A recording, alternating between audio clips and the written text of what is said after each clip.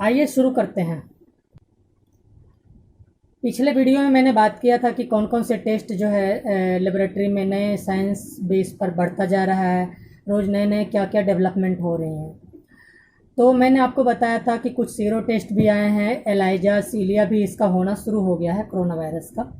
Rapid test भी आया था, बंद हो गया था, फिर दोबारा होने लग गया है ना।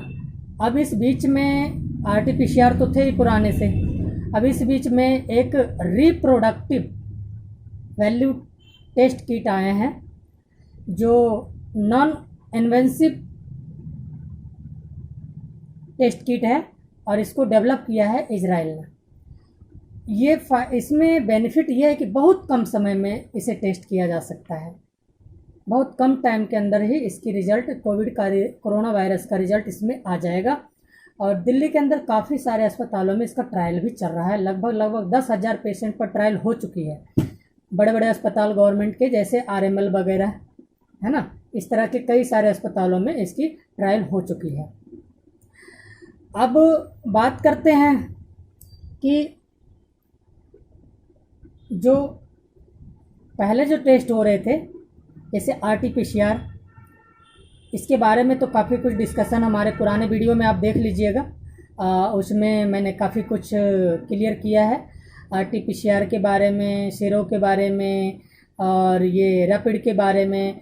मैंने पीछे कई ऐसे वीडियो बनाए हैं। आप यूट्यूब में, अगर आप नए हैं, यूट्यूब को सब्सक्राइब कर लीजिए। सब्सक्राइब करने के बाद उसमें बहुत सारे वीडियो बने हुए हैं, सबको एक एक करके बारी बारी से देखिए। आपको कोरोना वायरस से रिलेटेड काफ़ी कुछ जानकारियाँ मिल जाएगी और फिर आप जो है इसके बारे में लोगों को भी कोऑपरेट कर सकते हैं, हेल्प कर सकते हैं। और अच्छा लगे तो ये लिंक दूसरों को भी बताएं तो आपकी बड़ी मेहरबानी होगी।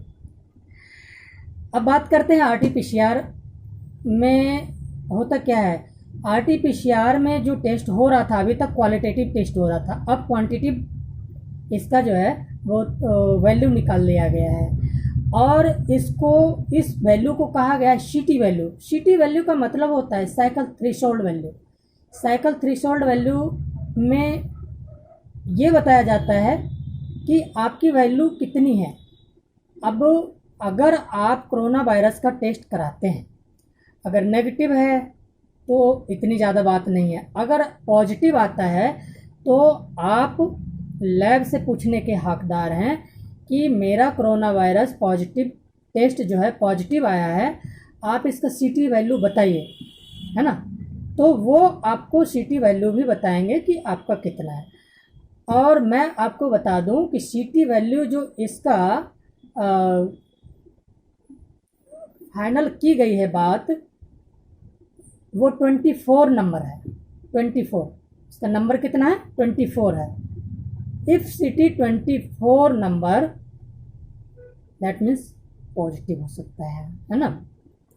और यहाँ अब हम जानते हैं, अगर पॉजिटिव है आपका कोरोना वायरस और 24 से ज़्यादा आया है तो हो सकता है कि ये बीमारी आपसे दूसरे में नहीं फैलेगा, क्योंकि वायरल लोड आपका काफ़ी कम है, समझ गए। और अगर आपका result corona virus RTPCR test में 24 से कम है या कम आया है तो इसका मतलब ये हो गया कि आप हाईली इन्फेक्शियस है, हाईली इन्फेक्शियस हैं। और हो सकता है कि वो सारे लोग जिसकी सीटी वैल्यू 24 से ज़्यादा आती है या 24 से ज़्यादा आई हैं, इसका मतलब ये बीमारी दूसरे को होने की संभावना काफ़ी कम होती है। अभी तक हमें कट ऑफ नहीं मालूम था, इसलिए हम इस बारे में, कट ऑफ के बारे में, क्वांटिटिव के बारे में हम लोग बात कर नहीं रहे थे और अब तक केवल नेगेटिव और पॉजिटिव ही लिखा आ रहा था। तो अगर आप कहीं पर टेस्ट करवाते हैं तो आप पूछ सकते हैं लैब से कि मैंने कोरोना टेस्ट कराया है और मेरा कोरोना टेस्ट पॉजिटिव आया है, तो आप मुझे बताइए कि हमारा आरटीपीसीआर टेस्ट की वैल्यू कितनी है। और कोई भी लैब वाले आपको इन चीज़ों से मना नहीं करेंगे और इस बारे में बताएंगे। और इस की जानकारी होने के बाद आपको पता चल जाएगा कि हमारा वायरल लोड कितना है और इससे कितना होगा नहीं होगा, ये सारे बातें भी आपको पता चल जाएगी। और अब जो है रिकवरी रेट भी काफ़ी बढ़ गए हैं और अच्छी बात यह है कि इंडिया के अंदर काफ़ी कोरोना का इफ़ेक्ट जो है कम हो गया है। बड़े बड़े टाउन में, मुंबई दिल्ली जैसे टाउन में इसके कम हो गया। लेकिन दोस्तों सावधान, इसका मतलब ये नहीं कि ख़त्म हो गया। आपको पता है जब कोरोना वायरस की शुरुआत हुई थी तो उस समय 1 से 11 ही था, है ना, और आगे बढ़ते बढ़ते आज ये 17-18 से 20 लाख के करीब पहुंचने जा रही हैं, है ना। तो इसको कम नहीं आंकना है, कभी भी अपने रूप चेंज कर सकता है और रीट्रांसमिशन, हाईली ट्रांसमिशन भी दोबारा से शुरू हो सकती है। इसीलिए आप एहतियात बरतें और जो प्रिकॉशन है, प्रिकॉशन के साथ में जैसे सोशल डिस्टेंसिंग है 2 गज की यानी 6 फुट, है ना, ये ज़रूर फॉलो करें। इससे क्या होगा कि एक दूसरे में जो अगर कोई कोरोना पॉजिटिव है, एसिम्प्टोमेट्री है, जिसको कि पता ही नहीं चलता कि हमारे बॉडी में कोरोना है कि नहीं है, तो वैसे पेशेंट से एक दूसरे में जाने की संभावनाएं बहुत कम होती है।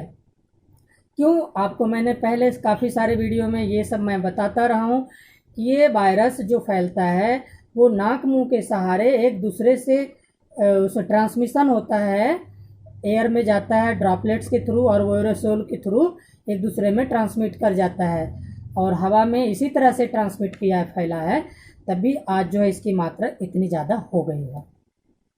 समझ गया ना बात को?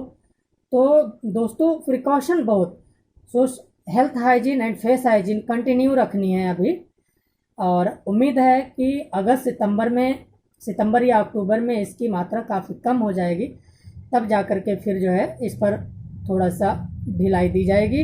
लॉकडाउन खुलने का मतलब ये नहीं कि आप लोग लापरवाही करें। देख रहे हैं कुछ ऐसे स्टेट, बिहार, यूपी जैसे स्टेट में लॉकडाउन खुलने के बाद भी दोबारा से लॉकडाउन लगाई गई। क्यों? लोगों ने ध्यान नहीं दिया, एहतियात नहीं बरता, जिसके कारण ये दोबारा से कोरोना जो है भयावह रूप ले लिया और काफ़ी तेज़ी से फैला। तो ऐसा गलती ना करेंगे। आपसे हाथ जोड़ के विनती है कि आप ध्यान रखें और लोगों को भी बताएं। कोशिश करें कि हर लोग मास्क पहनकर ही घर से बाहर निकलें, ये बहुत ही ज़रूरी है। अगर कोई मास्क पहन के नहीं बाहर निकलता है तो उसे बताएं कि ऐसा गलती ना करो, आपके वजह से दूसरों को भी तकलीफ हो सकती है। तो दोस्तों वीडियो देखने के बाद आपको ऐसा कुछ लगे कि आपके मन में कोई सवाल रह गया है, कुछ पूछना चाह रहे हैं, तो आप कमेंट बॉक्स में जा कर के आप मुझे लिख करके दीजिए, ताकि मैं उसे जो है आपको बता सकूं और उसके बारे में या तो आगे मैं कोई वीडियो बनाता हूं तो उसमें आपके कमेंट को शामिल कर सकूं। और मुझे इस बातों से बहुत खुशी होती है। कुछ दोस्तों ने हमारे दोस्त ने लिखा कि सर आपका मतलब काफ़ी सारे क्वेश्चंस होते हैं, उस तरह से लिखा, तो हमने उनके जवाब दिए। अब उन लोगों को सेटिस्फेक्शन हो गया। और मैं आपसे एक बात और कहूँगा कि अपने रिलेटिव और दोस्तों को ज़रूर इस वीडियो को दिखाएं और बताएं, फ्रेंड्स में शेयर करें, फैमिली के साथ ज़रूर शेयर करें, ताकि उन लोगों को भी इस बारे में काफ़ी हद तक पता चल जाए और वो लोग भी इस तरह का ध्यान रखें, ताकि ये कोरोना जो है ज़्यादा तेज़ी से ना फैल सके। प्यारे दोस्तों, कल फिर मिलेंगे, आपसे हम फिर मिलते हैं। तब तक के लिए खुश रहिए और अपना ख्याल रखिए। आपने बेहद कीमती वक्त मुझे दिया, इसके लिए आपको तहे दिल से धन्यवाद। नमस्कार।